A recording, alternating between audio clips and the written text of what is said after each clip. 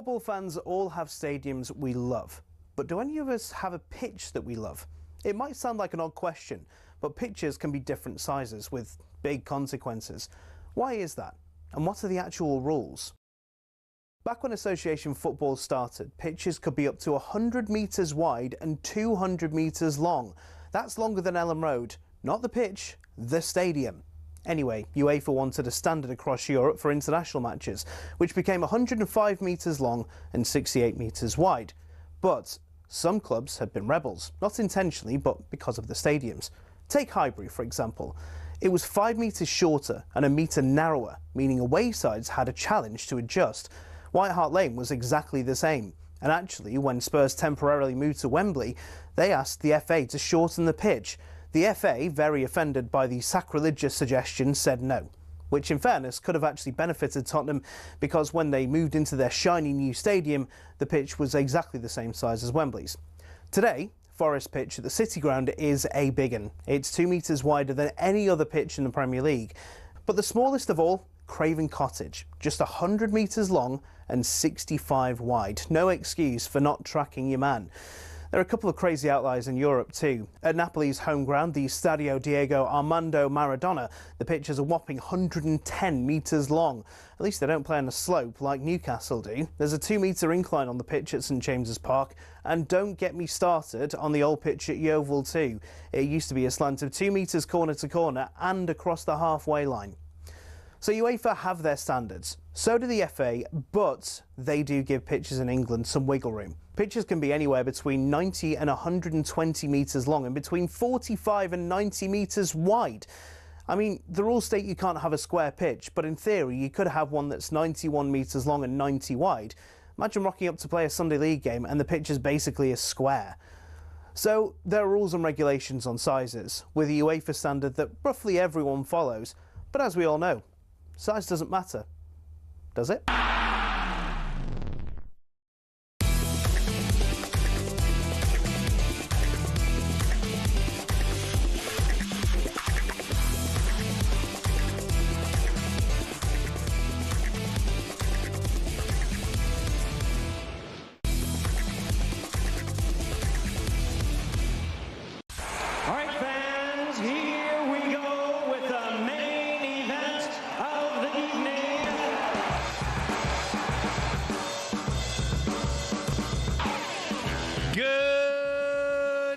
Welcome to the Sports Bar on talkSPORT. I'm Jamie O'Hara, and him over there, Jason Cundy. Has anyone seen Daniel Levy? Can you hear me, Daniel Levy? You wish you would love me. Can you hear me, chicken? Chicken, can you hear me? To dare is to do. You lot. To dare is to do. To dare is to do nothing. Can you hear me, Tom President? You wish you would love a beating. You was just going to do Daniel Levy. He's added stuff. Can you hear me? There you go. Spurs are back. You lot are back where? Spurs are back. Back? You've never been back. You're never going to come back. Spurs are back. From where? Daniel Levy has stepped down as Spurs exec chairman after Honestly, you lot. 25 years in charge. Spurs fans want to hear from you. Will his reign be remembered? That's quite hard. And are you happy that he's gone? Are you sad that he's gone? Is it a bit of a David Moyes one? Be careful what you wish for. All you other fans as well want to hear from you. Rumours have it there is investment coming. Oh, is there? Should the Premier League be scared of Tottenham? 03 717 22 33 What?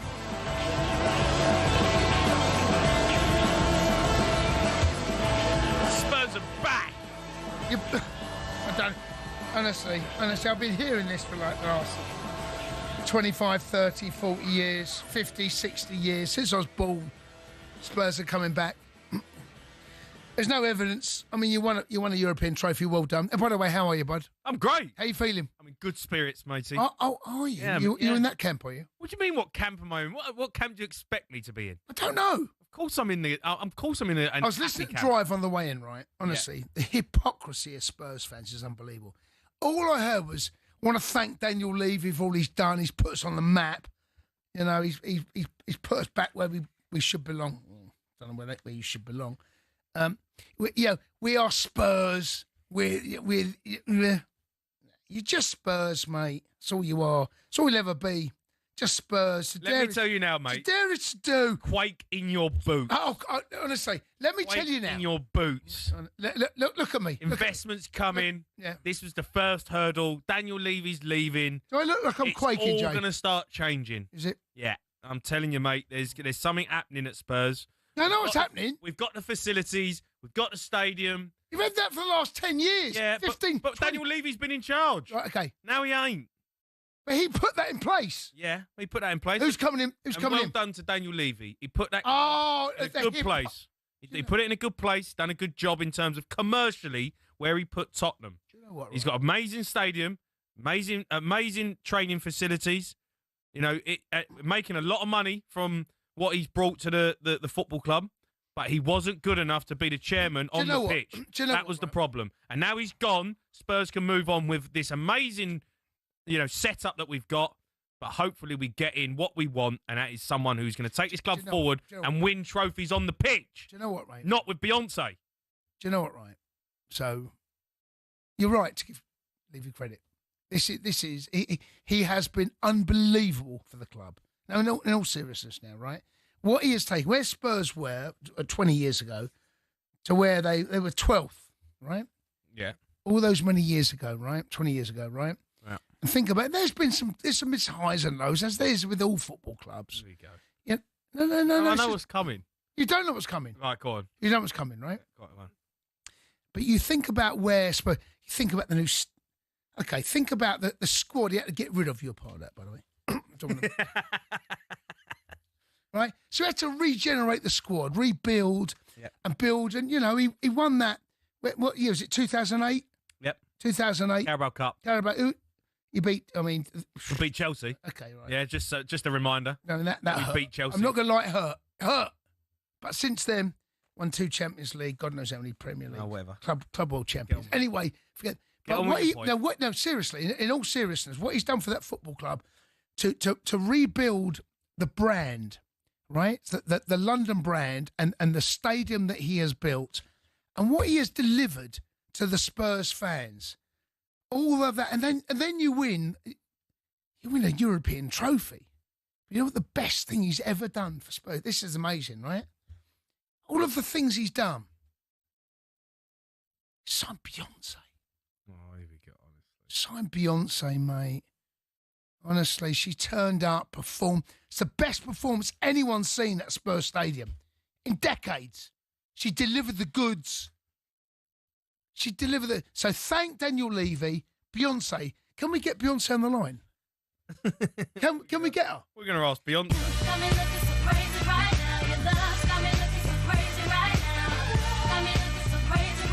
I want to know what people want to say. She doesn't even know Daniel Levy. She probably doesn't. But you Spurs fans do. Are you happy? Here's the statement that he's put out. He released this earlier. Can we not play Beyonce while I read it out? What have you been? Well, I'm just saying, it'll sound a bit silly, won't it? I'm incredibly proud of the work I've done together with the executive team and all our employees. We have built this club into a global heavyweight competing at the highest level. More than that, we've built a community. I was lucky enough to work with some of the greatest people in this sport, from the team at Lily Whitehouse and Hotspur Way to all the players and managers over the years. I wish to thank all the fans that have supported me over the years. It's always been an easy journey, but significant progress has been made. I will continue to support this club passionately.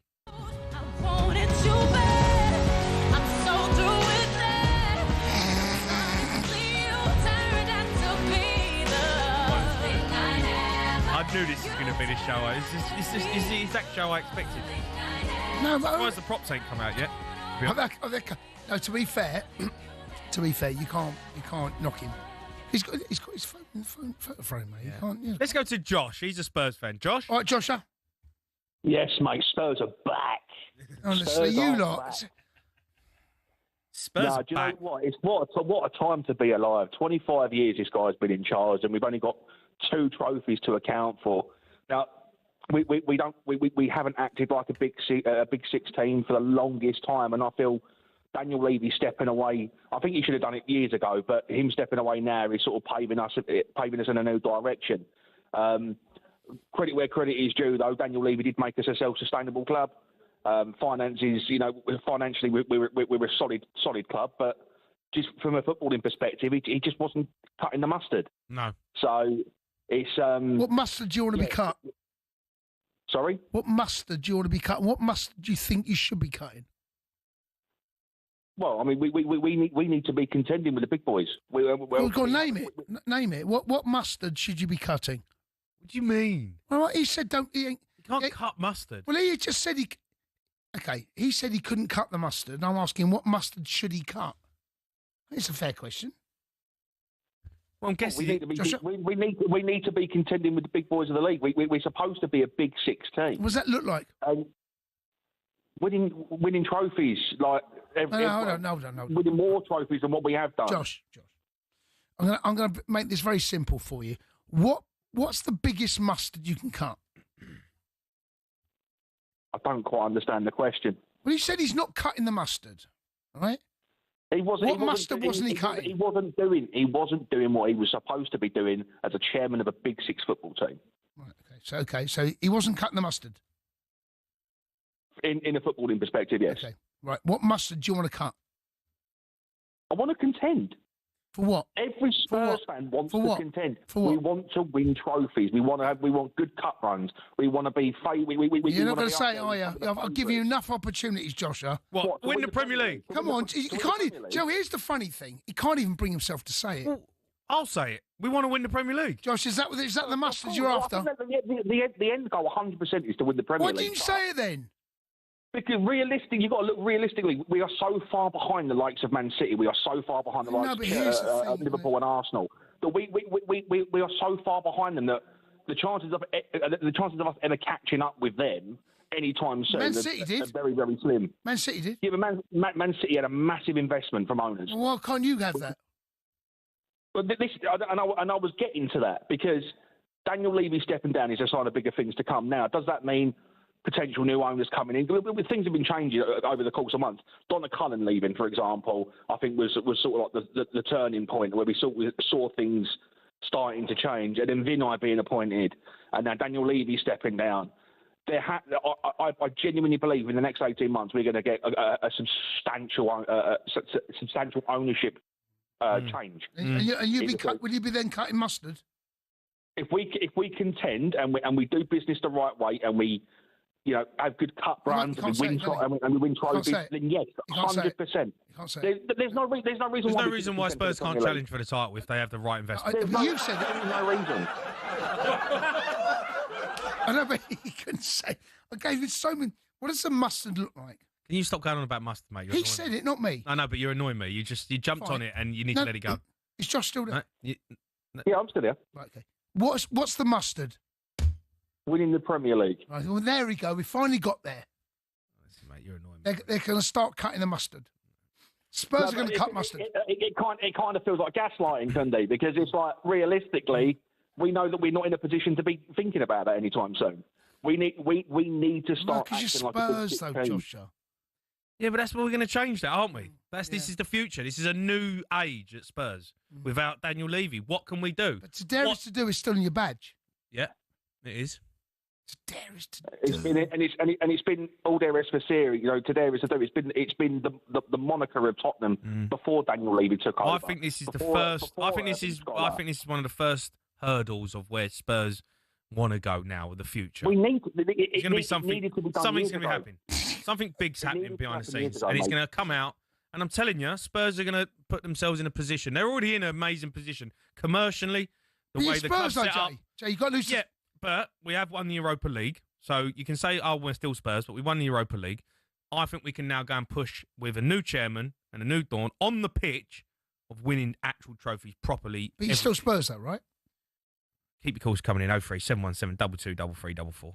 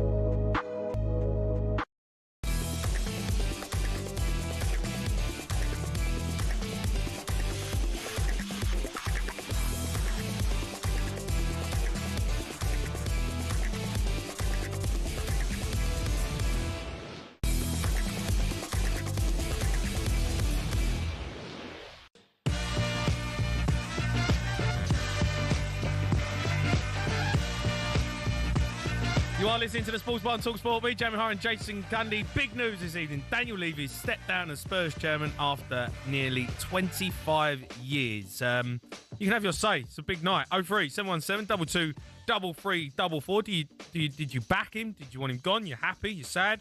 Let's go to Alex. He's a Spurs fan. Al? All right, Al.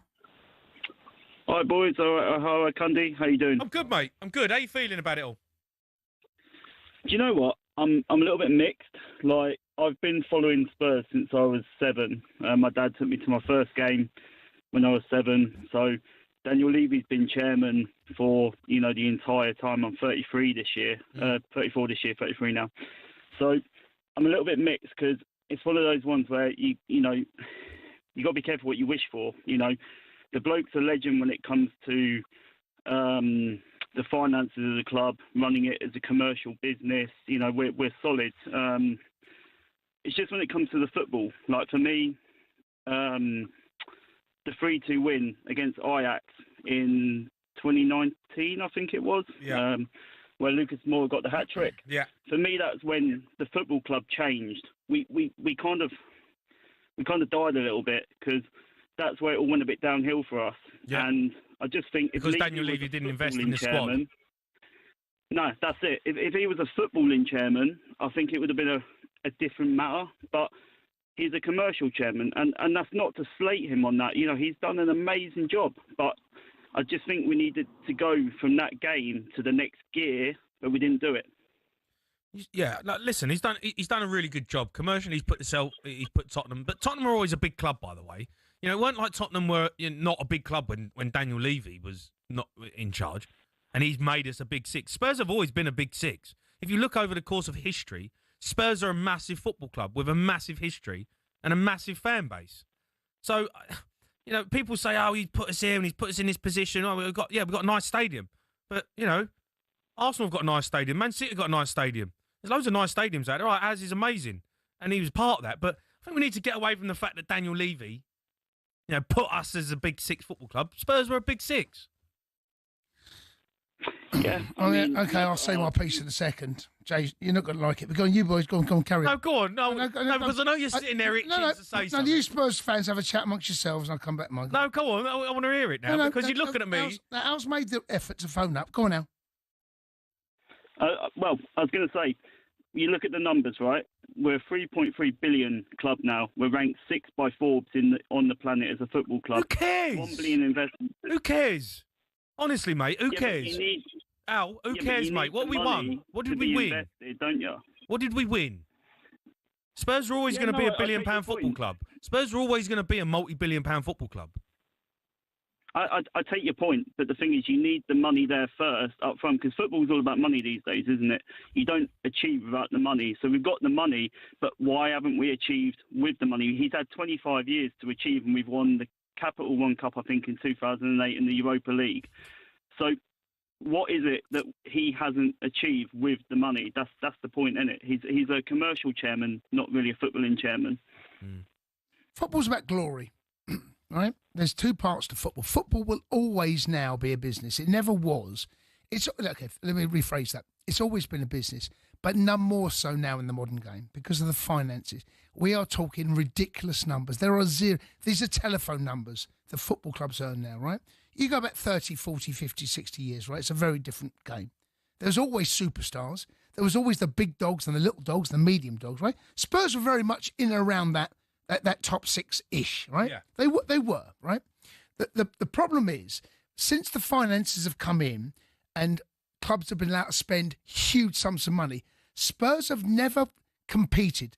Okay, we go to my club, Chelsea, right? When Roman came in 2003, I think it was, he came in, bang, blew billions at the football club. Before that, we saw Blackburn Rovers, right? In the mid-90s, right? Yeah. Early 90s. They done that. After that, Man City come in. Things have changed. The landscape of financial investment in a football club have changed. Newcastle have found that out to their cost. Aston Villa, there are a number of football clubs. But Spurs always felt to me that they were a club that didn't need huge investment like a Roman, like the Sheikh Mansours, like what PSG have had, like that could compete. And it always felt as though they were saying, right, we'll do enough. We'll try and compete to get there. We're trying, and you come close a couple of times, by the way. Yeah. You come close, right? You got the Champions League final. You finished second, right? There's a year that you finished third. You're in the title race, right? Remember that? Yeah, I do remember. But you Arsenal were in the title race. You finished behind them, but Arsenal were in the title. But there's been moments in this. It's true. I know. But there's moments in this, right? But Spurs have always been, and it's great fun because I love the fact you support Spurs, because you just aren't quite there to go, and you need cojones on the table. Here's what we're going to do. What Liverpool have done. I know Liverpool are coming from a space of strength, where they've won the title, right? And they are now the club in the country. And they've gone bang, bang, bang, bang. They've gone, phew. Yeah. I love it. And no one should ever be afraid or scared, in my opinion, or should be stopped from spending the most they can spend. Yeah. Spurs haven't done that. No. So maybe there is a something behind Spurs now between now and the next 5 years where should the Premier League be scared? Should there be someone that comes in and goes, "Had enough of this. I've seen enough of Beyonce. Yeah, bring Beyonce in. NFL, bring them in. We're going to go large." But isn't Joe Lewis the one? Joe Lewis is still there, right? Yeah. Joe Lewis. Who was Daniel Levy's payment? Who was Daniel Levy working under? Well, my understanding, you tell me differently. You're a Spurs fan. Well, I'm guessing Joe Lewis is the main dog, right? But Daniel Levy was very much a part of. But surely he had instructions. It's not his money, right? Yeah, but I think but he had shares in the football club. He owned part of the football club, right? So, he's stepping down. I don't know what happens in terms of that, but I think until we know the full what the story is going to unfold over the next few weeks. All right, and I can imagine this is just the first step. Look, Spurs are one of those football clubs that across the Qatari world, Saudi world, they'll look at that if they think that there's something to get involved in. Wow. But what can they do and spend? Because I heard that Newcastle, after Mike Ashley left Newcastle were in a great space. They could, their financial fair play, whatever your PSR, what you call it, they were in a great space. But look at them now. I don't know what Spurs' situation is. I honestly don't.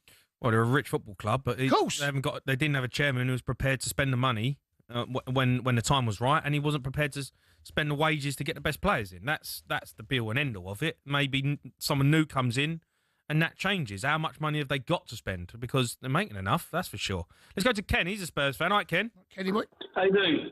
I'm all right, Ken. How are you? Yeah, very well, very well. I'm delighted Daniel's gone because, I think the majority of Spurs fans would be. There's some that aren't. But, I think we've got a real chance now because a lot of clubs can't spend money because of this, what they call it, PSR, whatever. PSR. Yeah, that sort of stuff. But Tottenham, I think I read recently, they are the fourth most profitable sports brand in the world. So they're going to be able to spend dough. So yeah, all that aside. But Jason, son, if you for 1 minute think that Chelsea are a bigger club than Tottenham, you're in cloud cuckoo land. Explain yourself. Get Arsenal fans to phone up who hate us.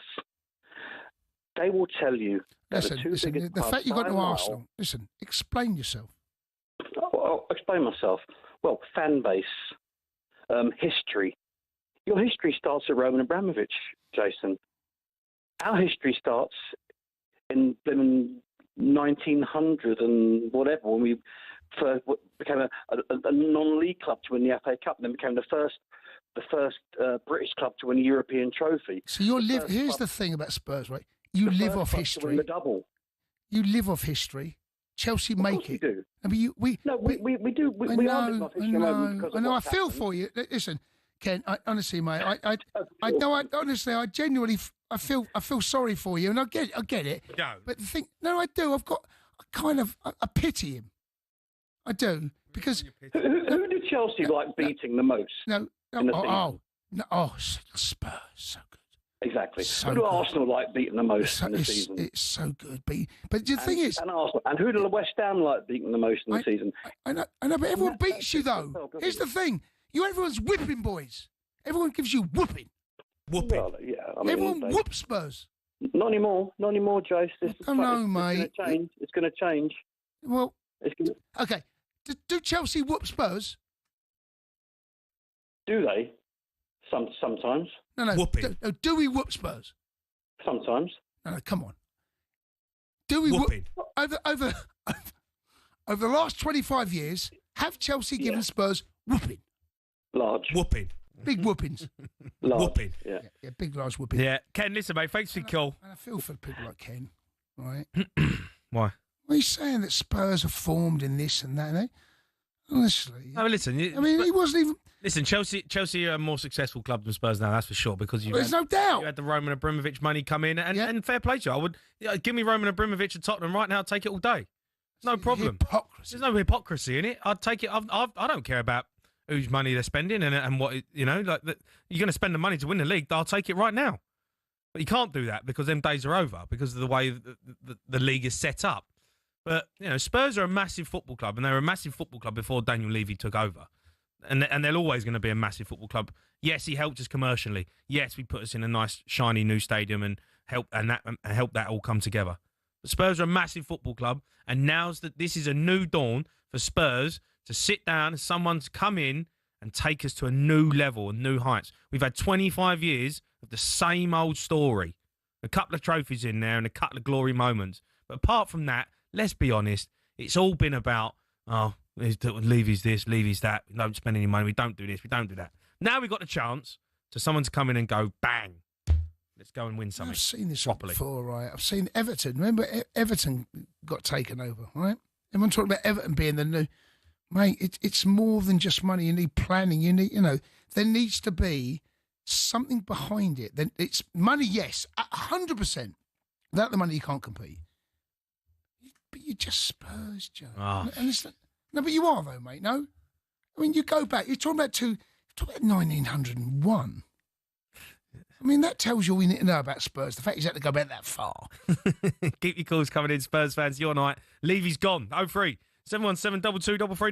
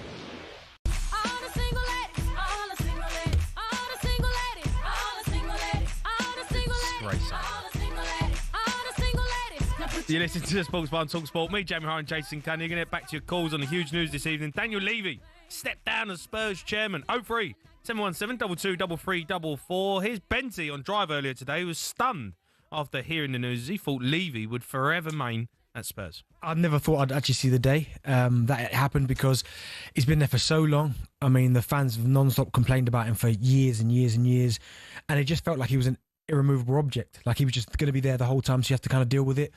The fact he's decided to step down, maybe he feels he can't do the job as well as he maybe once could. Maybe he feels that the club's going in a different direction that maybe he feels it needs to. But it's the start of something new. I mean, Spurs fans have wanted this for such a long time. Every single time they're going for a bad period, it's Daniel Levy. It's their fault. He's not investing properly. He's penny pinching. He's not buying the best players to help this football club. So it's huge news. Yeah, it was Darren Bent earlier on Drive reacting to the news that he's gone. talkSPORT understands that his decision has been driven by the Lewis family. So I'm sure we're going to hear more and more over the coming weeks of what the future looks like. But I think this is positive for Tottenham. I think this is them saying, right, enough's enough. We've got the foundations. The foundations are in place. Well done to Daniel Levy for helping us get that. But we want to win trophies, and we want to be part of the big boys properly every season. Let's go to Paul. He's a Spurs fan. Paul. Are you okay, mate? You all right? All right, Paul. How are you? How are you feeling? I'm kind of sad, really. Because, I mean, before I start, I must admit, right, I used to be a Daniel Levy fan out, but now I think he should have stayed, because every club needs Daniel Levy. Because football itself today is a multi-billion-dollar industry. You need someone to balance the books. You need someone to make money, to generate funds to run a club. But he doesn't spend the money. The man who did Tottenham. Pardon? But he doesn't spend the money. Well, not yet. But if you think about it, it's very easy, right, in the Premier League to get broke very, very easily. Look at Man United. Man United are a mess. They brought in players, right, who are not as good, giving them stupid salaries, stupid wages. Even look at the player Anthony. He's bought for £80 million. He's sold for £20 million. They made a £60 million loss. Now, in football, right, you can't afford to keep doing that. It's not sustainable. Yeah. And Daniel Levy, he gave us respect. And even about 3 years ago, in the so-called Super League, right, we were part of that. Right. He gave us credibility and respect. And to me, I was so happy that he did that. But I mean, I'm quite sad he's gone now, because we do definitely. Why are you sad he's gone? Why? Why?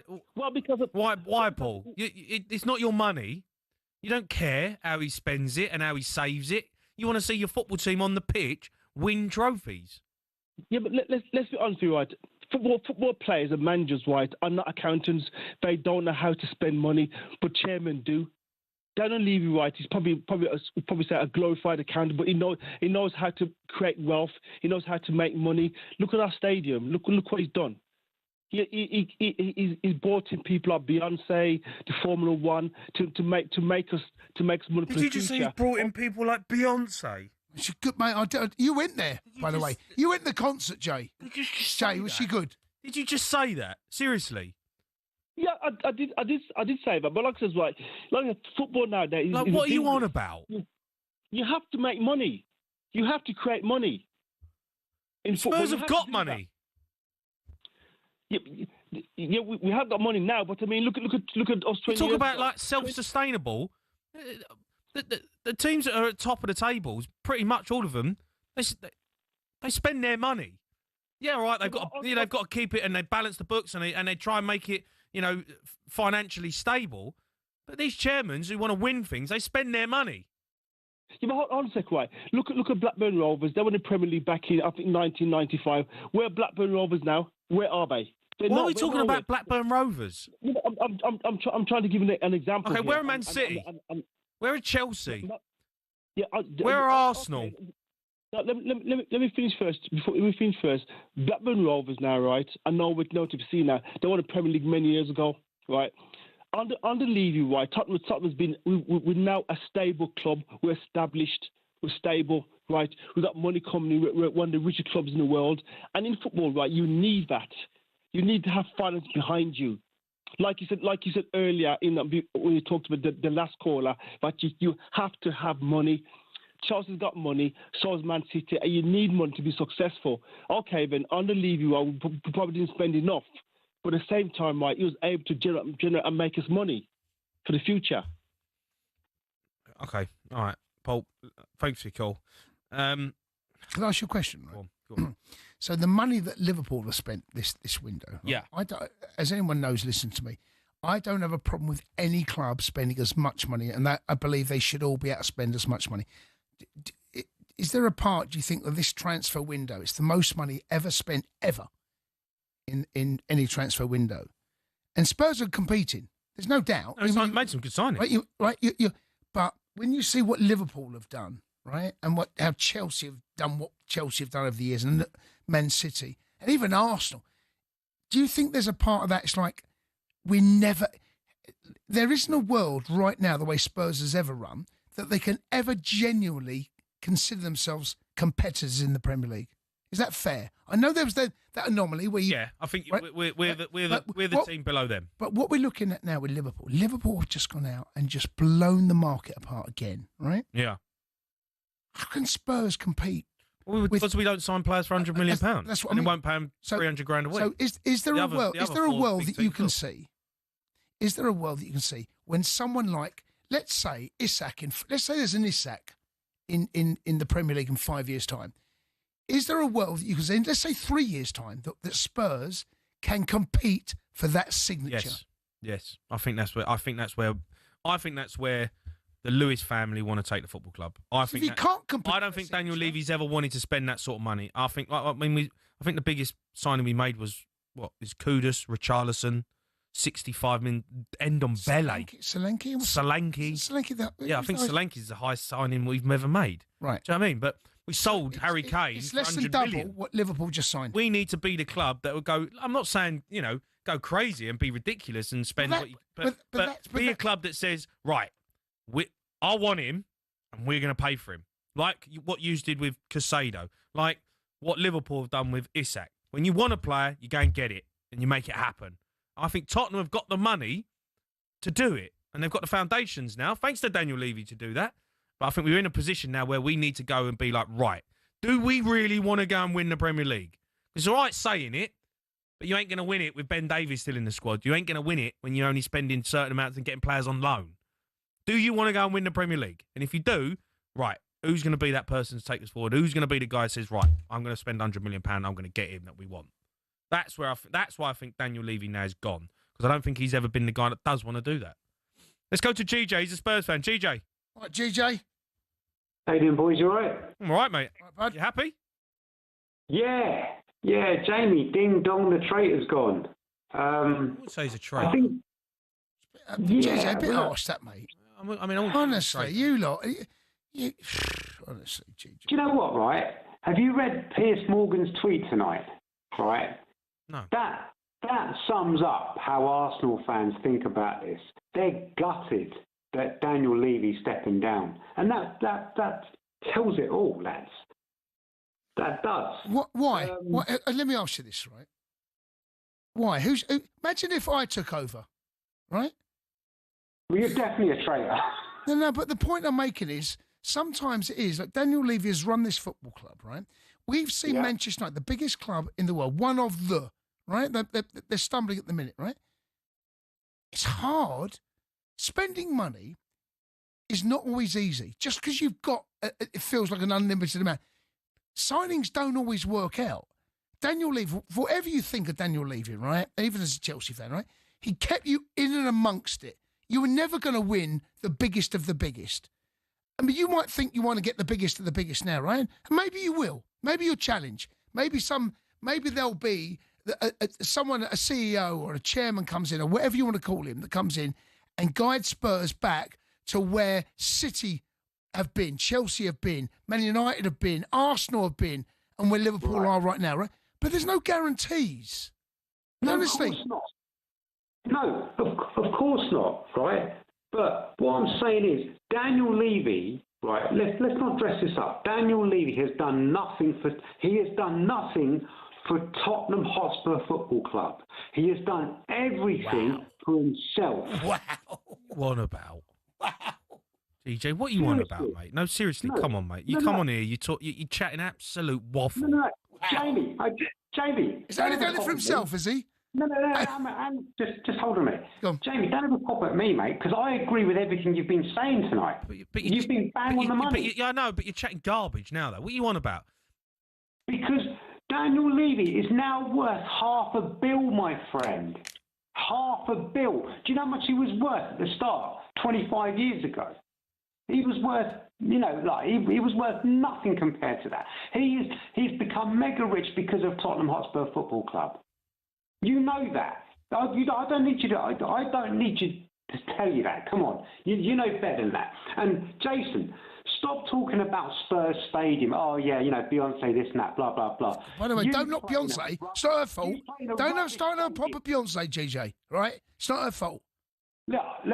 I'm a Mariah Carey fan anyway, right? Beyonce's nothing. But listen, your stadium's rubbish.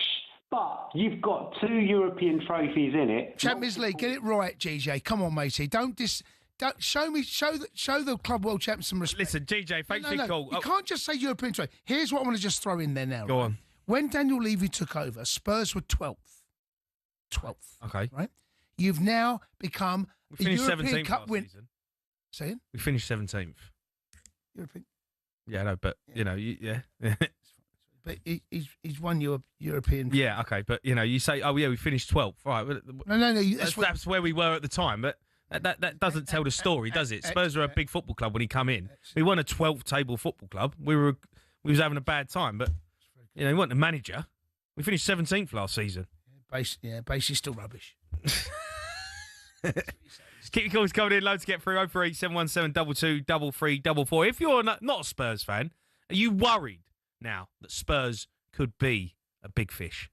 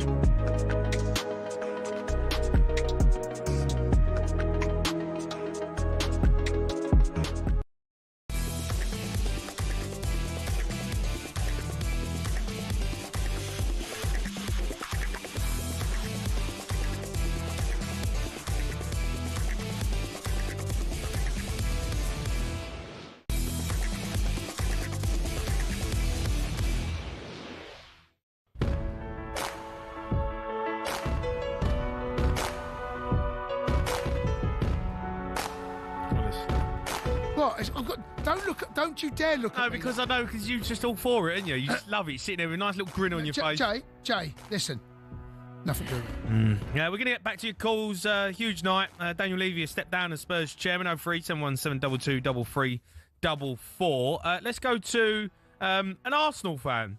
Market Wayne's phoned us up. Right, Wayne? Wayney? Hello, boys. You doing okay? All right, Wayne. How are you? Yeah, good.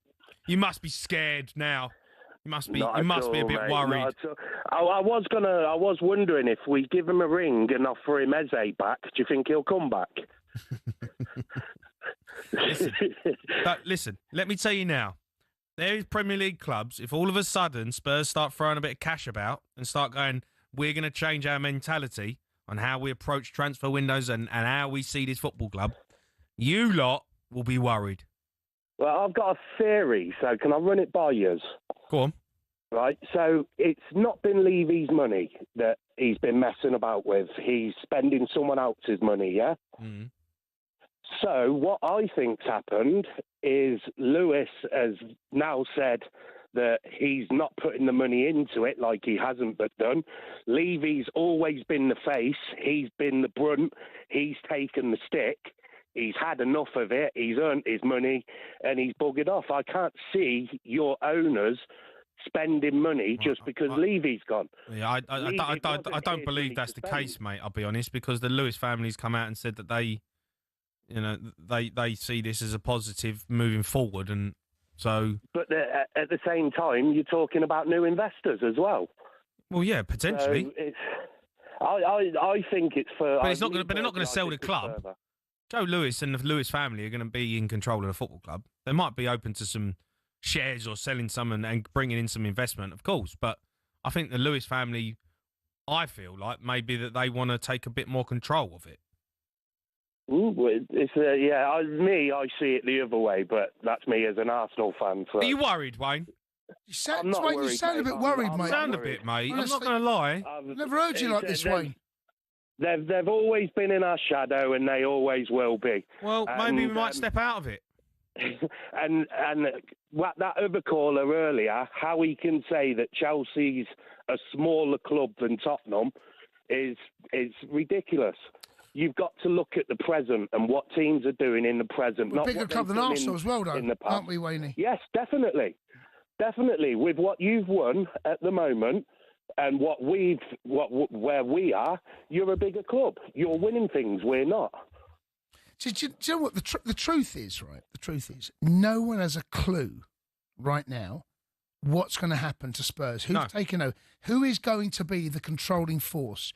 Joe Lewis is the big dog. Yeah. Right? Everyone. So Daniel Levy was employed by Joe Lewis, right? Yeah. And he was employed and let him go.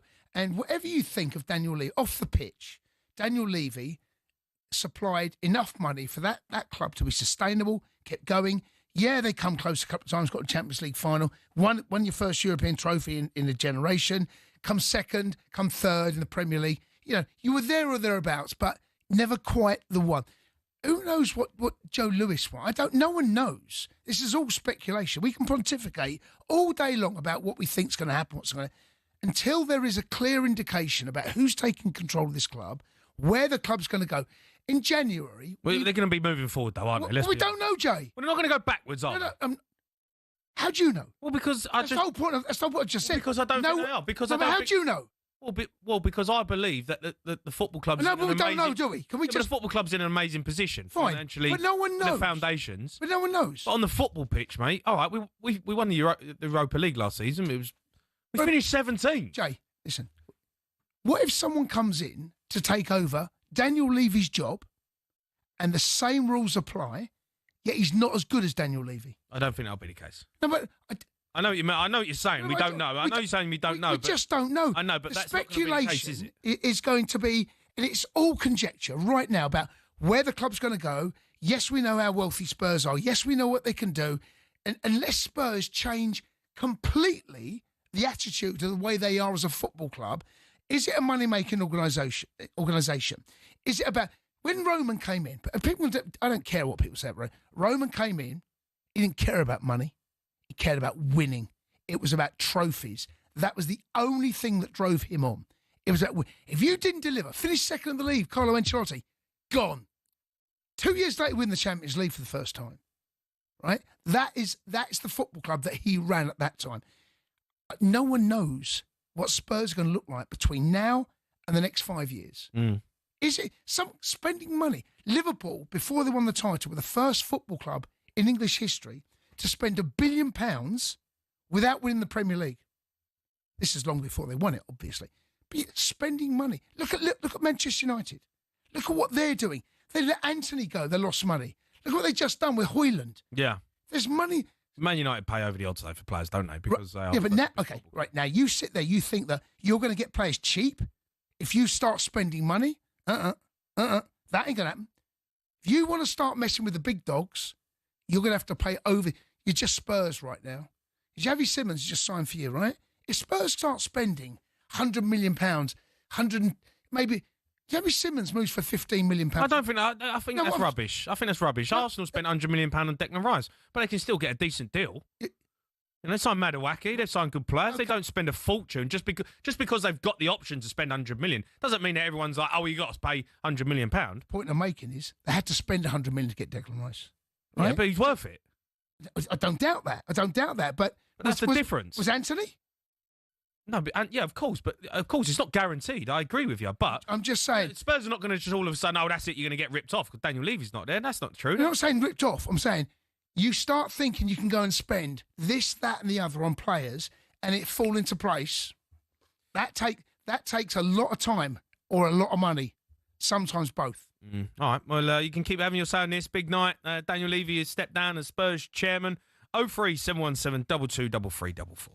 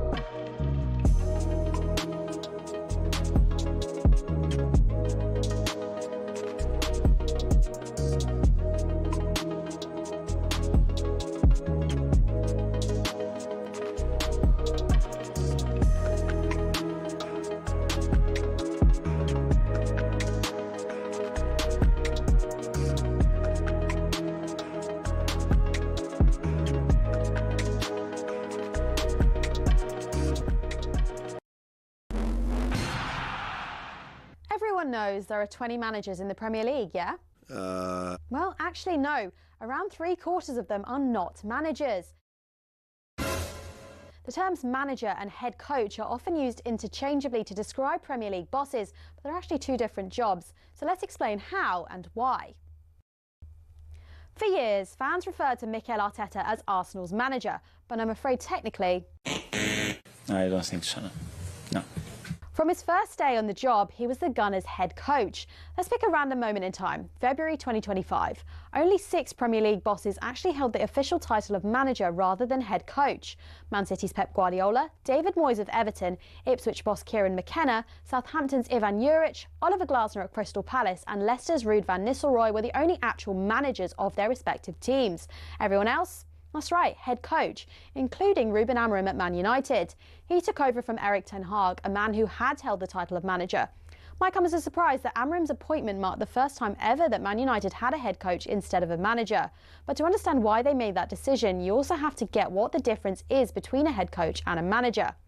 A manager's got a huge range of responsibilities. They're not just in charge of training and player lineups, they're also heavily involved in player sales and transfers. Critical stuff. But a head coach's role is far more focused on team training and performance on the pitch. So whereas Ten Hag was highly involved with decisions around transfers during his tenure, the intention was that Amorim wouldn't be, at least not on the same level. And as the sporting structure at Man United changed under Sir Jim Ratcliffe, people like Sir Dave Brailsford took charge of transfers instead. How all those roles play out in practice may be slightly different at different clubs though. On the other hand, the contracts of actual managers like Pep or Moyes had no limits on their job role and their involvement with transfers and contracts. But those guys are actually in the minority now, and it's a change that's happened pretty quickly. In 2019, there were only 6 head coaches in the Premier League, but by 2025, there were 14. A clear indication that more and more clubs are moving towards a model where the guy in charge is actually only really in charge on the pitch. And the way things are going, it might not be long before all 20 clubs have got head coaches, and the job position of football manager in the top flight is no more.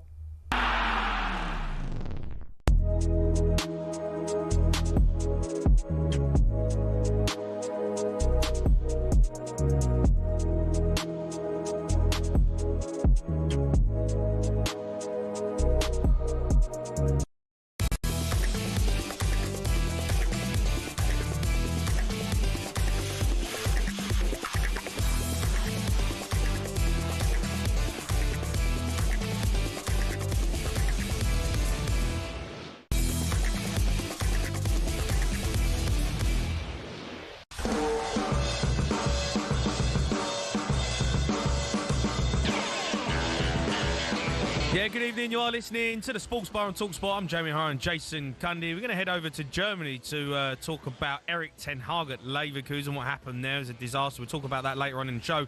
But we are reacting to the news that Daniel Levy has stepped down as Spurs chairman after nearly 25 years in charge.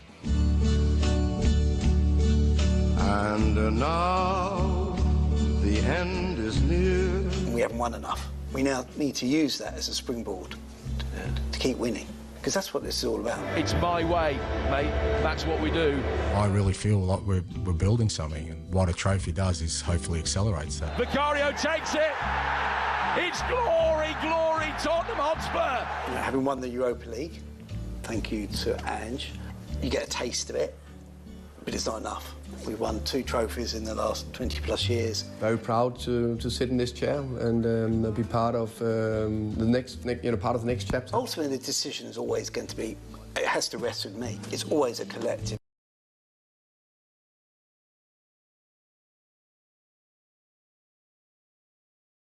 Stepped down from his role as executive chairman after nearly 25 years. Whether you're a fan of Daniel Levy or not, and there's a lot of Tottenham fans obviously have been quite public in their criticism of him, this is a seismic day for Tottenham because this is the longest serving chairman. Obviously there have been some down moments in that time. The half is the final that I didn't play with Tottenham. And some up ones as well. Tottenham are in the final! It's another English miracle in the Champions League! Nothing has changed in terms of our ambition. It's always been the case. Yeah, probably an unpopular opinion for Spurs fans, but I think it's a case of be careful what you wish for. More, much more than this. Today's reaction there, Daniel Levy stepping down as Spurs chairman. You can also hear quotes from the man himself on the overlap with Gary Neville just a few months ago. Let's go to Darren, who's a Spurs fan. All right, Daz? Right, Dazza. Hi. Hi. How are you, Daz? You good? Daz. I'm good, thank you. But I just want to say, people, if they think it's going to change, on Sky Sports, they've already announced a new chairman. And it's Peter Charrington. He's not the new chairman. Can I just clarify that? He's stepping That's into the role. what it says here. Yes, I know. They said, who is the new Spurs chairman? And they put his name. Yeah, I know, but he's stepping into the role.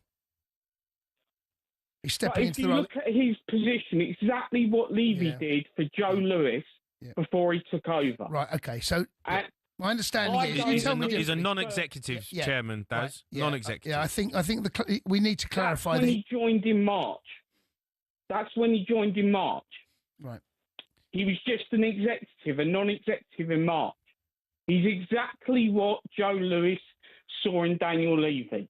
Spurs are not going to change until Joe Lewis sells, because he doesn't put any money in. He wants that club to be totally self-sufficient. Until Joe Lewis's family put money in, we are not going to spend money. All these fans thinking it's going to change. Joe Lewis is the problem, not Daniel Levy. Well, I don't know how much you've heard of the show, but I did make the point that Joe Lewis, he's, ultimately that the buck stops with him. He's the big dog, the face of Spurs. I totally agree. Everyone blames Daniel Levy, though. Yeah, but I think Daniel Levy has had his way of doing it, his way of doing business, his way of seeing it. He's an employee. He does what he's told by. Well, no, but he has shares in the football club as well. Not to the extent of Joe Lewis. Okay, but he's not just an employee. I think it's when people look at those shares, they think he's got power. Trust me, if Joe Lewis isn't putting money in, Daniel Levy doesn't have the money. Okay, but Darren, here's a question for you: Why would you get rid of Daniel Levy if you're not going to change? Because it's a way of making it look like he's actually doing something. What do you mean? And it means he's trying to deceive everyone, all the Spurs fans, because if he's going to put in someone, he'll put in someone exactly like Daniel Levy. You're even saying that he's not going to sell the club. Well, if he's not going to sell the club, he's going to do what... We don't know that. I mean, unless a statement's been released, we don't know that. I don't think they're going to sell the club. Right, okay. No, I don't think they are either. But I also believe that they are... I think they want to make a positive change to try and bring more success on a football pitch. We've heard that for years. Yeah, but this is a big old statement. Yeah, but this is a big statement. It's like saying we've heard that for years, but Daniel Levy's still been the chairman. Now he's not. But see, that's my point. Everyone's blaming Daniel Levy. It's Joe Lewis. He's not put any money in for years. He's wanted that club to be self-sufficient. It's not going to change. Well, I guess on that one, Daz, I think we will see. I mean, the jury's out. out. I said earlier before the break, we just don't know what Spurs are going to look like, And Daniel Levy has been... I just think if your owner doesn't put money in, and he wants the employees to make that self-sufficient, I don't see how it's going to change just because you get rid of one account and go. Okay, let me ask you both this. Get another. Let me ask you both this, right? I'm not a Spurs fan. I couldn't care less. But what I noticed in that package that we just played there was on the back of Daniel Levy winning the first European trophy in a generation of Spurs fans, or certainly a large part of it. And he says it's not enough. And listening to him talk there, I heard someone that was very much invested still at the football club. I heard a voice that someone was still very much interested and was going to be part of Spurs' future. So for him to leave now, I'm getting the indication that it's not down to him. Right? That's we might be able to pay some of that package again. No, but I agree. Listening to his voice and listening to the words he chose, I'm hearing someone that felt he was looking forward to at least the next 3 or 4 years, because you need that to. You can't make those statements without having a vision ahead of you. Yeah, and that to be cut short months, maybe even weeks after that statement, tells me something's changed. And when at this point, we don't know what. Well, we'll see. Dad, thanks for your call. Let's go to Andy. He's a Spurs fan. Andy? Yeah, I'm here. Go on, Andy, what do you want to say? Because we've been talking about Daniel Levy, but do you think he's actually got some credit for what he's done? I think he's got a ton of credit. I'm not a fan of what he did on the football field in transfers, but one thing I want to dispel, and Cundy goes on about it all the time, Newcastle have a ton of money in their owners, but they can't spend it because they don't have different revenue streams. Yeah. You can sit there and say Beyonce this, Beyonce that, the concerts, the boxing, the Formula One, the NFL are all revenue streams of course that are generating money for Tottenham Hotspur that can be invested into the team, and that's where he failed. He has set up an amazing business model, an amazing stadium, amazing training, but failed to deliver on the pitch. Yeah. And just as a course of note, Joe Lewis is not the owner anymore. Who is? He transferred the trust to his son and daughter in 2022. The Lewis family, right? The Lewis family, yeah.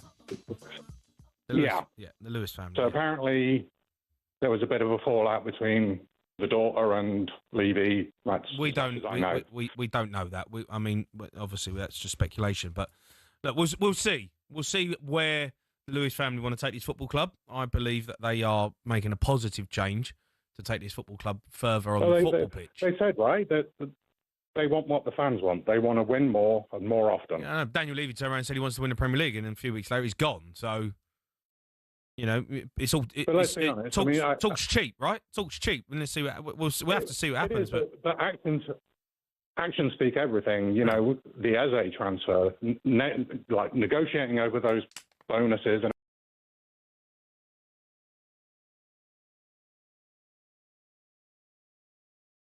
Thanks for calling. Let's go to Chris. He's a Spurs fan. Hi, Chris.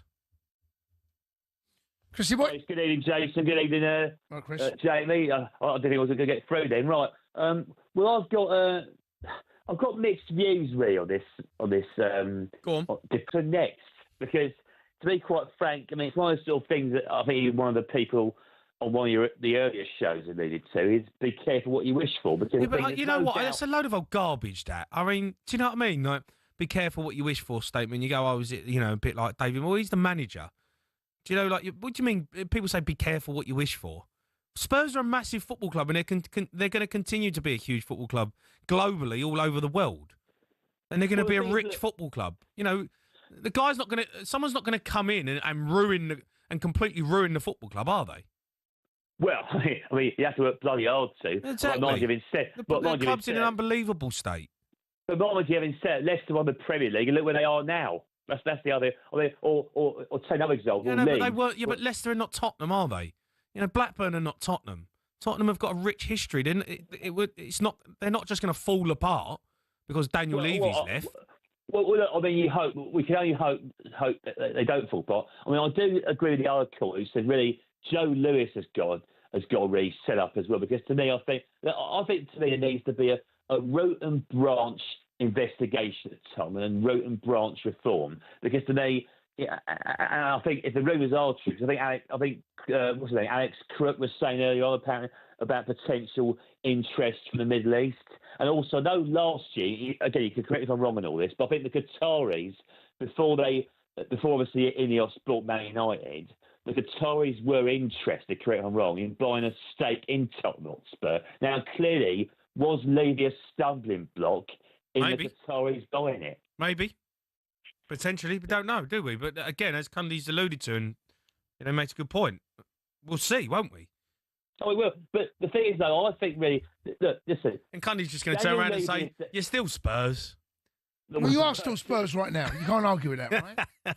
But the truth is, Joe Lewis, listen, from what I understand, I'm not a businessman. Simon Jordan will give us a better steer on this tomorrow about how the inside workings of a football club work. But for the basic layman terms are, Joe Lewis controls the football club, right? Well, his family do, right? The Lewis family. Okay, the family, wherever we dress it up, right?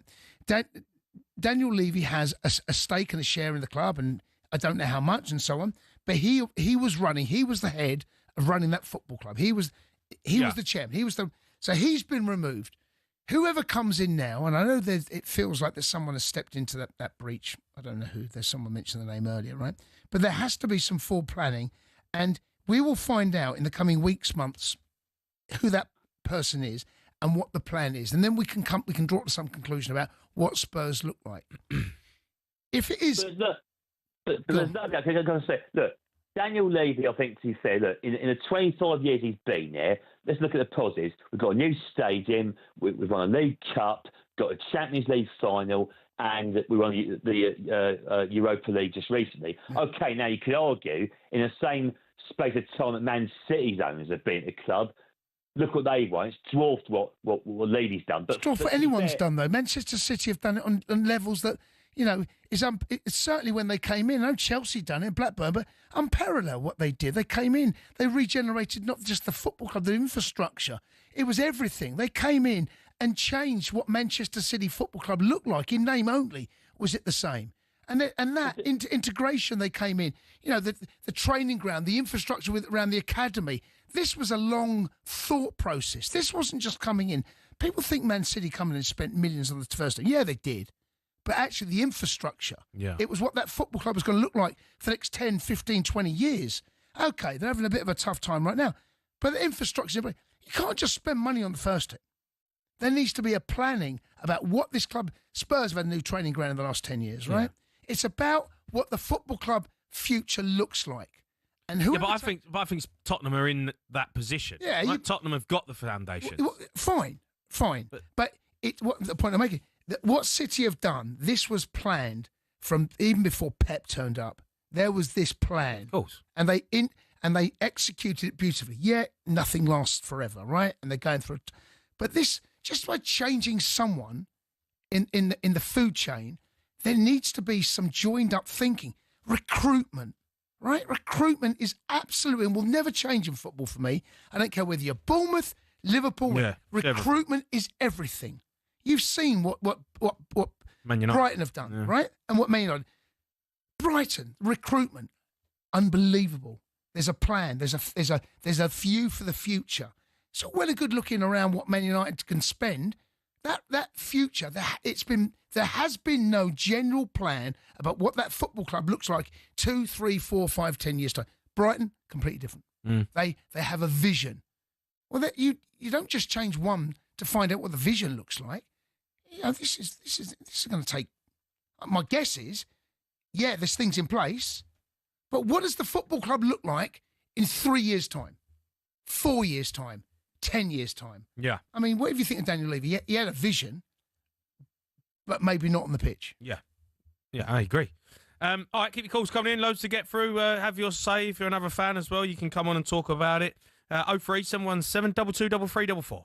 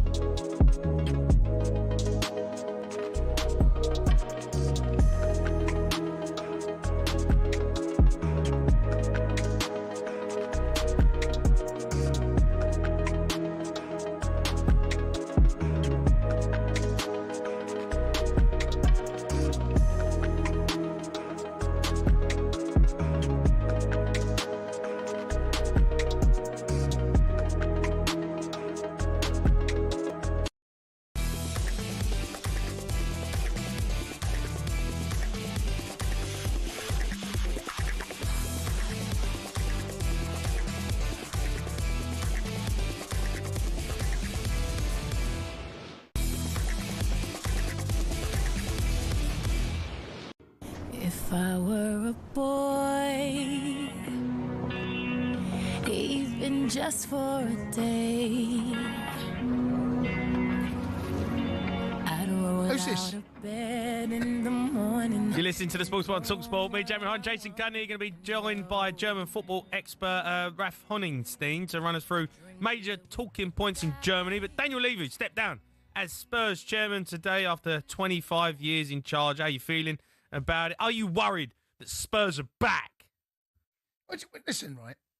Spurs and honestly, right? No, Jay, right? I love you, right? Yeah. Thanks, mate. No, I do, but not, no, I don't feel the same. No, well, I couldn't care less, right? But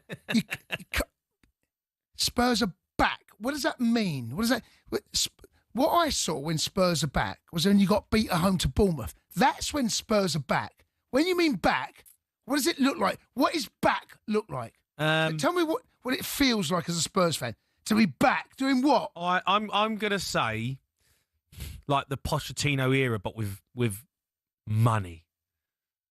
Pochettino era with backing. So still winning nothing. I don't know, Jay. No, but Pochettino era where there was a great feel. Change it, Spurs about. No, there was a great feel around the club. Spurs, you know, the club was competing in the Champions League every season, getting to Champions League final, top four every season. See, this is it. That's where. But with the backing of a new chairman, a new look, and a new, forward thinking. No, let's go out and spend 100 million quid. It means they're back winning major honours, right? Yeah, but so anyone that saw the 1961 league winners, double winners, that's when Spurs are back. That's when you can say 61, Jay. Yeah, Spurs are back. See, you can't. That's what's you got. You got to win. I think you've got to win. A top dog. I think the problem with Daniel Levy is he's done a great job. You can't get away from the fact in terms of commercially, business, whatever. Like he's done a great job. But we don't support a business, do we? You don't support a business club. No, we don't. You support a football club, and you want to see your team win on the football pitch. And I think the problem you've got with Daniel Levy is there's always a cloud over Tottenham because of him. When things go wrong or it doesn't quite happen, Daniel Levy's to blame. All right, and you've removed that person away from the football club. Oh, okay, fine. So, okay. So so what you're telling me, the problem's gone, is it? No, the problem's not gone. Of course, you've got to change the narrative. You've got to change the mentality of the identity of the football club. Well, how are you going to do that? Who's by winning trophies? Okay, fine. But what I'm saying is, that's easy saying. Of course, it's easy saying it. But winning trophies. As you said, let's go win trophy. No, but as you said, it's got to be a plan. It's got to be a 3-year plan, a 5-year plan, a 10-year plan of what this football club looks like without Daniel Levy. Because with Daniel Levy in charge, 24 years, it's looked a certain way, and there's been some success, but there's always a cloud over it when things go wrong. Daniel Levy's to blame. Daniel Levy don't spend money. Daniel Levy won't pay the wages, and that is true to a certain extent.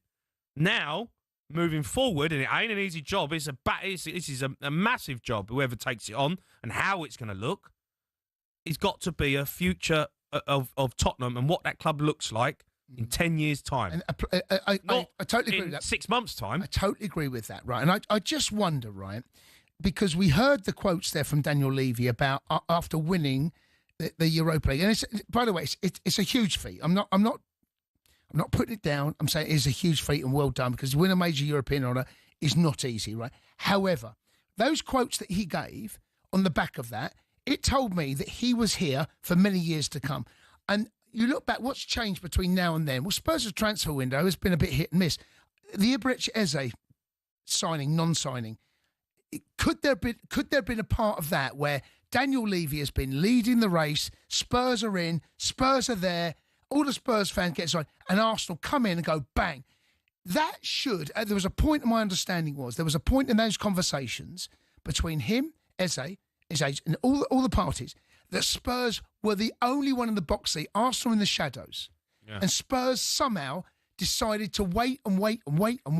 Arsenal have gone, bang, I'm having this. And they go in, take him from under your nose, move off. Within days, hours it felt like. Yeah. I just wonder whether was that the straw that broke the camel's back? Was that the decision? Was that the moment that they've gone, this can't happen. He was in our grasp. He was there, and we let it go. Yeah, I agree. Let's go to Kevin. He's an Arsenal fan. All right, Kev? Kev. Hello, Jane. How are you, Kev? You good? All right, Kev. Am I through to the Jason Cundy show? Go on. Well, no, it's Jamie O'Hara and Jason Cundy Sports Bar. It's the Cundy show, isn't it?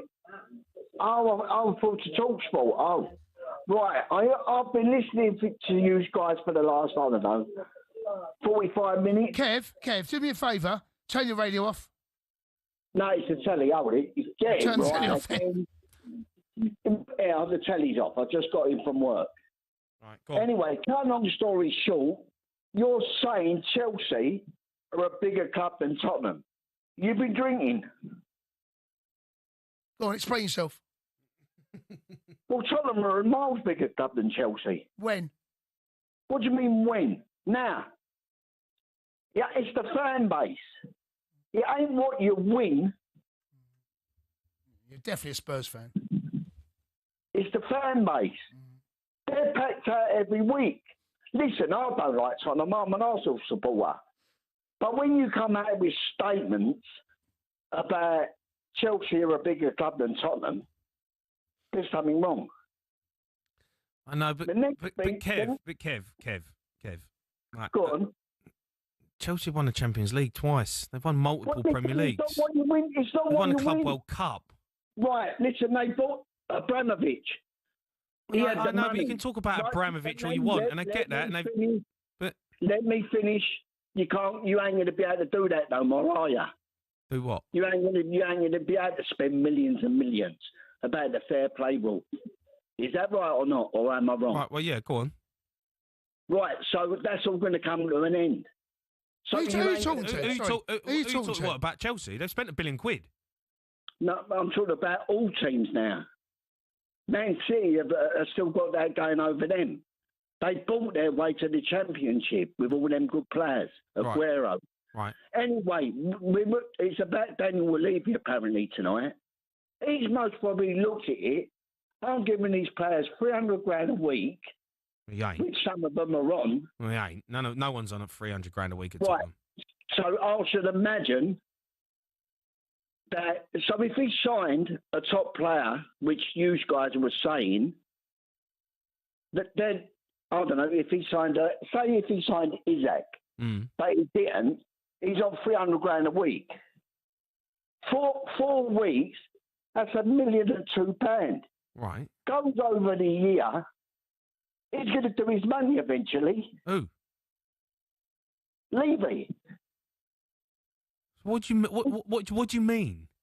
Wages wise, this most of the thought, hold it. What? So you saying he's left because he don't want to spend any money? I don't know what point you're trying to make. No, he's making a good point. Let him keep going, Kev. Right. Say, who's the top Tottenham player at the moment? I mean, Kudus. We just signed him for £60 million. How much is he on? Do you know? Probably. I don't. Well, $200,000 a week. No, he ain't. No, we don't pay that sort of money. The only player that's been on that was Harry Kane. Right, Harry Kane. He's bolted, but he was a great servant for Tottenham and England. So what I'm saying is, them people that own the club, they're going to do their money eventually, surely. What do you mean? They're not going to do their money, are they? I don't know what you're on about. Well, on wages. No, let Kev talk. They're going to do their money. I don't know what you're on Kev about. Talk. Let Kev right, no, Kev. Spurs make a lot of money as well. Spurs are a massive company. No, Kev, let Kev talk. But Go one on, Kev. player is going to do 1.2 million in wages. Yeah. Okay, what point are you trying to make? That happens everywhere. No, let Kev talk. Erling Haaland's on $400,000 a week. I don't know what you mean. 600. So that's why Levy's most probably got out. He said, I don't want to pay all this wages. Yeah.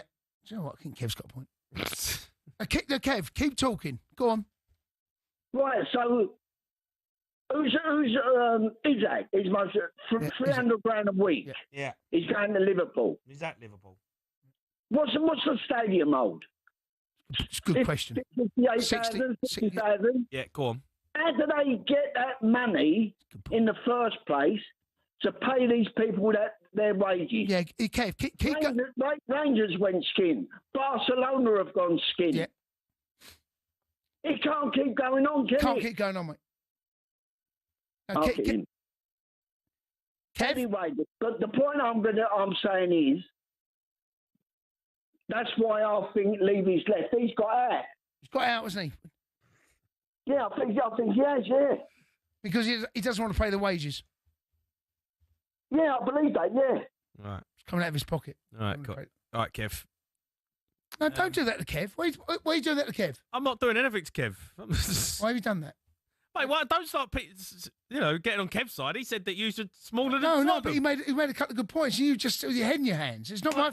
Don't blame me. I mean, don't have a problem with me. Jay, clubs don't survive just on the size of their stadium. Jay, enough. Honestly, mate, he's on 300k a set, mate. Don't have a pop at me. It's not, I didn't. I'm not his agent. It's not a pop at me. I don't know much more I can get Kev back. Is Kev still there? No. Get Kev back. No, Kev, go on, Kev. Keep telling him, Kev. Go on. Kev. No, he's gone. Keep your calls coming. Get back. 03. Just one more word from Kev. 22 Kev. Kev.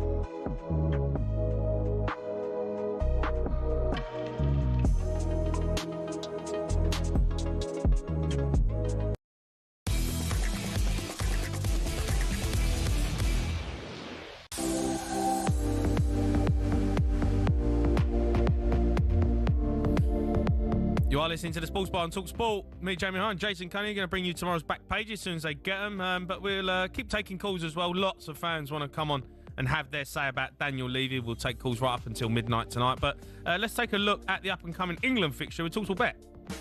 Bring it on with talkSPORT Bet. Stay on the ball with our safer gambling tools. Find out more at talksportbet.com. 18 plus gambleaware.org. Yeah, ahead of the World Cup qualifiers, our England reporter Faker Ruthers caught up with West Ham captain Jared Bowen. He gave his thoughts on the mentality inside the England camp. I think it's more enjoying that responsibility, enjoying being here, because ultimately when you was young and playing for your country, probably seemed a million miles away, and when you're here, I think it's important not to get too frightened about the situation. It's, you know, you're here on merit, you're here for a reason, so I think it's do what you do that you've always done that helps you get here, and then when you do get that opportunity, it's important, you know, you have to take the opportunity, but I don't see it as a pressure, I see it as a responsibility that you enjoy. It was Jared Bowen speaking. Do you think they've got a bit of... well, there's a lot of pressure, right, on the World Cup year and the immense pressure, new manager, Thomas Tuchel, coming in. There is always a lot of scrutiny around these England players. Yeah, and Tuchel's still trying to build that culture about, you know, what he picked up from Gareth Southgate, you know, and how he integrated those younger players. And if you think about the first squad, Sam Allardyce's, who managed the last game before Southgate took over, Wayne Rooney played. Right, so you think about how the squad had changed. He changed the culture, changed the thought process about how we looked at the England team. And I remember doing many, many shows here on talkSPORT, and you'd done them as well. England fans saying, "Bring the young lads in, you know, get the under-21s in." Obviously, that's not going to happen. But what Gareth Southgate done, he integrated younger players, gave them chances, and some made it, some didn't. But then you look at the squad that we've got now, and I think Gareth's imprint is still very much there. Well, now we've got Thomas Tuchel there. The culture now has to change from going to be nearly men to being winners that we genuinely feel we can get there, genuinely believe we can get there, genuinely feel. Now, you said last night or the night before that we don't think we're going to win the World Cup. I'm not going to put a pound of Cundy money on it. I ain't doing that. No. Right? Because I genuinely right now don't think that this squad, I can see enough to think, and I've seen enough of other nations, you know, Spain right now, you know, and one or two others, right? However, there's a lot that can change between now and the World Cup starting, and Jared Bowen is one of those players. There's, you know, you need young players. You need the likes of the Jude Bellinghams, who's still very much in the infancy. Mm-hmm.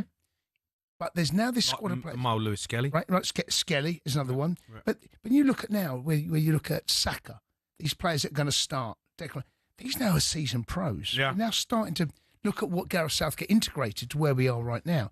These boys now, they deserve to be started or deserve to be involved in this England, not just bit part players, not just coming in. So what Tuchel's got to do now, he's got to bring this. Jared Bowen is he's versatile. I think you look at a World Cup squad, you sometimes look at how many positions can they play. Yeah. If injury, suspensions, whatever might happen, change the formation might be forced upon you. Jared Bowen's one of those. He can play down the middle, play off the right. There are positions that he can change the way that this England team looks. But I'm looking at this England squad. We're a good team. We're a really, really good team. We can be. I need to start seeing bit in the performances. But also, when we get there, I said this other night, when we get there, do we look and feel like a side that can go and win it? Right? Are we genuinely contenders, or are we just pretenders? And we've been pretenders. In fact, I wouldn't say we're pretenders. No, but we've been pretending to contend, right? Well, we have contended. We have, but we fell short. Yeah, but we're not pretenders. Well, if you don't win it, it's like Arsenal, right? Or Arsenal contended, but the reality is they've been pretenders. They haven't got that that know-how, the ability to get over the line. We saw that on Sunday against Liverpool. Right? Are we now the team? How are we going to develop? What do we genuinely look and feel like as a squad of players? There's so much more that's going to happen between now and the World Cup starts, mate. Honestly, there's players that are going to emerge. There's players that are going to drop out. I'm excited, but I don't know what I'm going to watch on Saturday evening. Mate. Well, I don't know what I'm going to see. I don't know what I'm going to see, and hopefully we see something better than what I have watched from Thomas Tuchel's team so far. Yeah. But we'll see what happens. It's going to be exciting to going into World Cup year and see what England can do. That was a look at the latest action. Thanks to talkSPORT Bet. Terms and conditions apply. 18 plus. BeGambleAware.org. Bring it on with talkSPORT Bet. Stay on the ball with our safer gambling tools. Find out more at talksportbet.com. 18 plus gambleaware.org. Right, we're going to do one more section of Spurs calls. Have your say. Daniel Levy is left. 03 717 22 3344.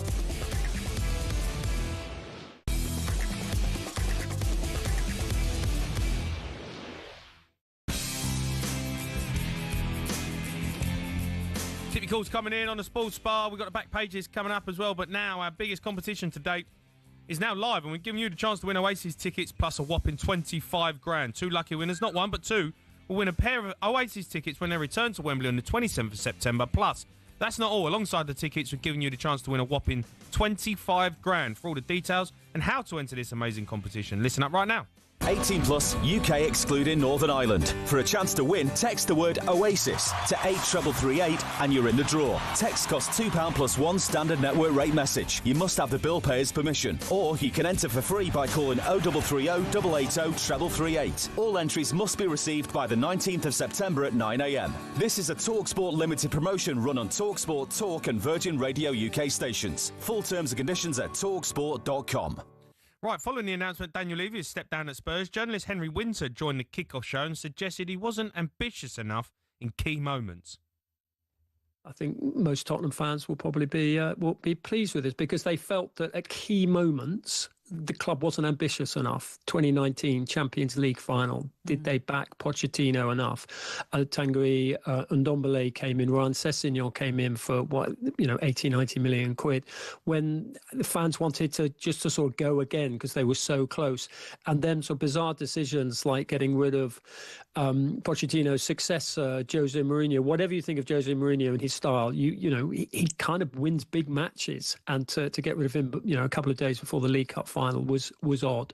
So and wage structure and issues like that. So it was. I don't think he'll be particularly missed by many Spurs fans.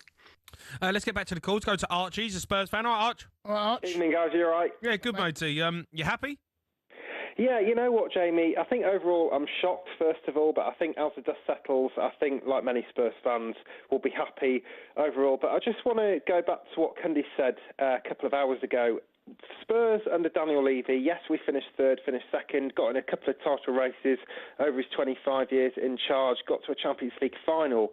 But don't forget, that was all under one manager, Mauricio Pochettino. Because of Pochettino, that was all possible. And, don't even give Daniel Levy any credit for that whatsoever, because it was actually because of Daniel Levy that all went down the drain. Because that success that Pochettino created, a couple of seasons after that, it just went down the pan completely. And after that, we just regressed. And last season, look, I know I'm not taking anything away from that Europa League victory under Postecoglou. I couldn't thank Ange more than enough, but finishing 17th, for me, that was just the last straw for me. And not just for Ange, but for Levy. And most managers, especially the likes of Conte, Mourinho, serial winners, they will tell you how difficult the likes of Daniel Levy are to work under, because, he's probably one of the most difficult owners, or not owners, chairman to work under, because, yes, even though he's not the owner, in terms of making decisions for the football club, it just restricts what managers can do, and I think that's a really negative impact he can have on a football club on the pitch. Look, off the pitch, he's been absolutely brilliant. The stadium, Beyonce, as you've alluded to many times tonight, but is that really going to get you anywhere? Financially, yes, we've had fans come on tonight and talk about the financial security, the structure of the club, where we place ourselves in the revenue table. That's all fantastic, but where's that really going to get you? It's not going to get you.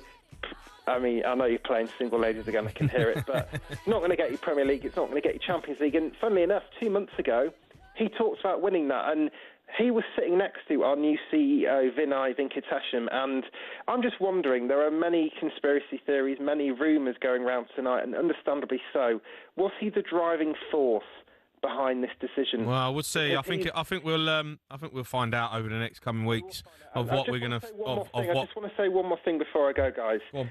I fear now, and a few fans have spoken about this, I fear now that really, all along, it's been Joe Lewis pulling the puppet strings, and that Levy really was just a puppet that was being operated by the puppeteer himself, Joe Lewis. So we'll just have to wait and see.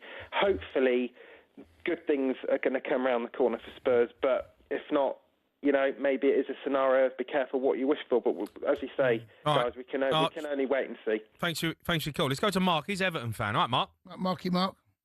All right, mate. You're nice. All right, Mark. Are you? I'm grand. I was just before when you were talking about big clubs and blah blah blah blah, and the revisionist view of history that Cundy has. Chelsea up until the early 2000s, they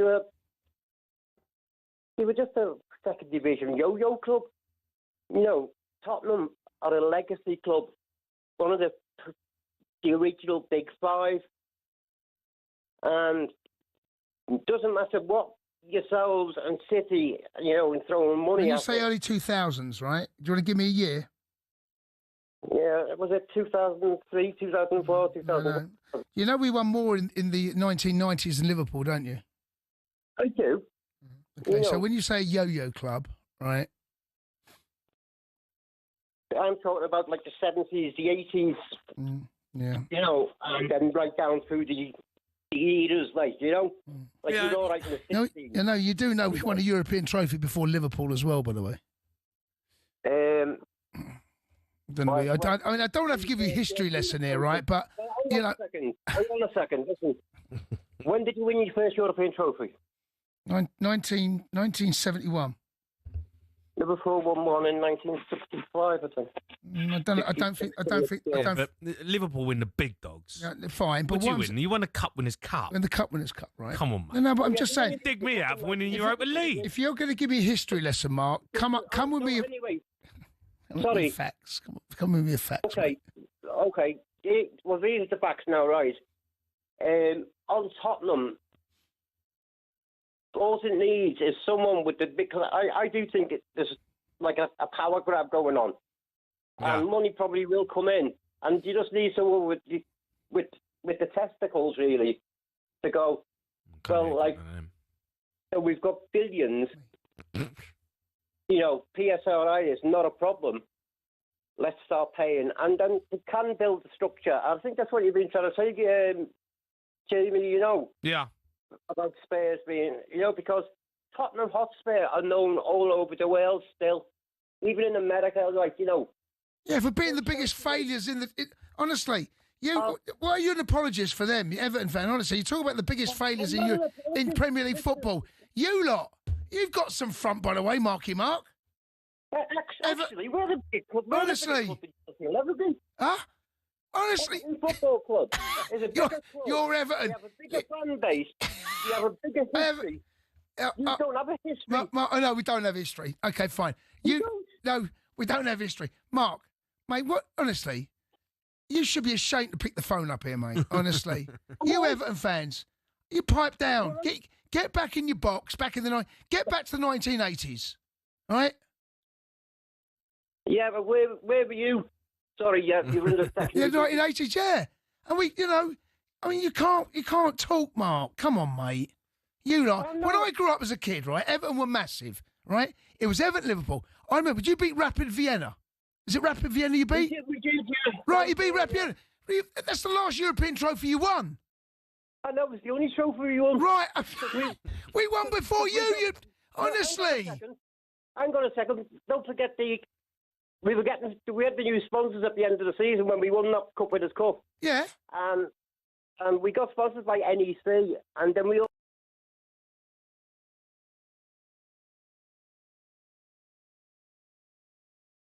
It wasn't really Liverpool's fault. Whatever it was, right? Don't be throwing shots across my bow, Marky Mark, right? And again, we were all sort of like that put us all back years, really, on the European stage, I know, but where's Everton gone? Honestly, you're a massive football club, but don't come knocking at my door, right? Mark, listen, mate. Thanks for your call. Let's squeeze one more call. Ryan, he's a Spurs fan. Ryan. Right, Rhino. Ryan. Right. Hello, mate. Yeah, good. Mate, I'm one of the few people that are like thinking that, Levy did well. I thought he did all right. He gave us a massive stadium. He gave us a great training ground. I'm like, and for me, Why do you I'm care about that? No, but You're I'm not training there, are you? Yeah, no, I'm not as fit as you, but I think it's a great turning time. We've just made great signings. We're like, it's good. I've been in the stadium myself, and I've seen all the flags. Everyone's trying to get Levy out. But he's got out. Maybe he's got out for the wrong reasons, in my view. I think he's done all right. You've answered your question there. He's done all right. You want someone who's done unbelievable. You want someone who's done